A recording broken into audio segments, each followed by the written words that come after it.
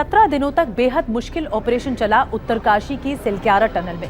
Silkyara tunnel क्या है ये मैं आपको आगे बताऊंगी, लेकिन पहले जानिए कि इस मुश्किल ऑपरेशन को अंजाम कैसे दिया गया। 12 नवंबर को सुरंग की दीवार धंस गई। हमारे 41 मजदूर जो काम कर रहे थे वो वहां फंस गए। जब अमेरिका की नामी ऑगर मशीन लगाई गई, वो भी एक ड्रिलिंग मशीन कहलाती है। 24 नवंबर को मजदूरों की लोकेशन से ठीक 12 मीटर पहले ऑगर मशीन टूट गई, जिससे रेस्क्यू ऑपरेशन अटक गया। पहले ही मजदूर फंसे थे, फिर ऑगर मशीन के पार्ट्स भी फंस गए। ऑपरेशन और ज्यादा मुश्किल हो गया, इसीलिए और ज्यादा देरी हुई। उसके बाद एनडीआरएफ ने प्लान बी पर काम किया। यहाँ काम शुरू हुआ रैट माइनर्स का। कौन होते हैं rat miners? Rat miners 800 mm के पाइप में घुसकर उन्होंने ड्रिलिंग की। ये बारी बारी से पाइप के अंदर जाते रहे, फिर हाथ के सहारे छोटे फावड़े से खुदाई करते थे। ट्रॉली से एक बार में तकरीबन 2.5 क्विंटल मलबा लेकर बाहर आते थे। पाइप के अंदर इन सब के पास बचाव के लिए ऑक्सीजन मास्क, आंखों की सुरक्षा के लिए विशेष चश्मा और जो हवा के लिए एक ब्लोअर भी मौजूद रहता था। ये सब ऑपरेशन हुआ रैट होल माइनिंग से। रैट का मतलब होता है चूहा, होल का मतलब होता है छेद और माइनिंग का मतलब होता है खुदाई।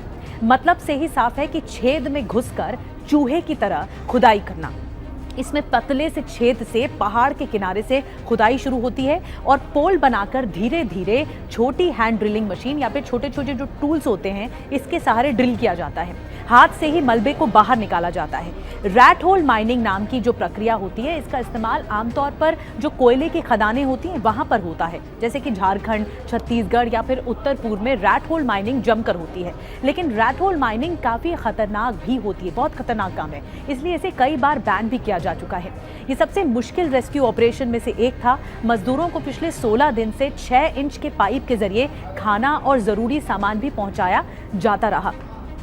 सिलक्यारा टनल उत्तरकाशी जिला मुख्यालय से 30 किलोमीटर दूर स्थित है और केंद्र सरकार की दरअसल एक महत्वाकांक्षी योजना है, ऑल वेदर सड़क योजना, यानी हर मौसम में आवाजाही के लिए खुली रहने वाली सड़क। इसी परियोजना पर काम हो रहा था और इसी का हिस्सा है ये सिलक्यारा टनल, जिस पर काम जारी था, लेकिन अचानक इस टनल का हिस्सा धंस गया। हमारे 41 मजदूर फंस गए। ये पूरा प्रोजेक्ट NHIDCL की तरफ से आगे बढ़ाया जा रहा है।